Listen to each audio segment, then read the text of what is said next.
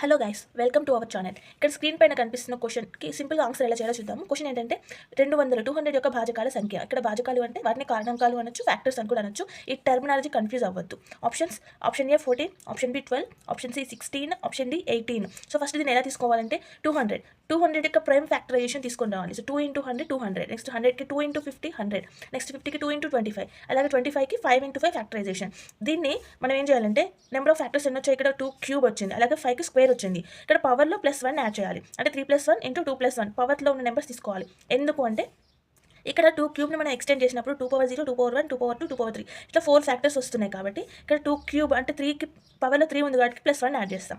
అట్లనే 5 స్క్వేర్ తీసుకుంటే దీన్ని ఎక్స్టెండ్ చేస్తే 5/0, 5/1, 5/2 ఇట్లా 3 ఫార్మ్స్ వస్తున్నాయి. కాబట్టి 5 స్క్వేర్లో అంటే 2కి +1 యాడ్ చేస్తాం. సో ఇప్పుడు 3 + 1 4, 2 + 1 3, 4 into 3 12. సో ఇది 200 యొక్క భాజకాల సంఖ్య. ఆన్సర్ ఏంటి? Option B. ఇలాంటిది ఇంకొక క్వశ్చన్ స్క్రీన్ పైన ఇస్తున్నాము. ఈ క్వశ్చన్కి ఆన్సర్ ఏంటో కామెంట్ చేయండి, అలాగే మన ఛానల్ని సబ్స్క్రైబ్ చేసుకోండి.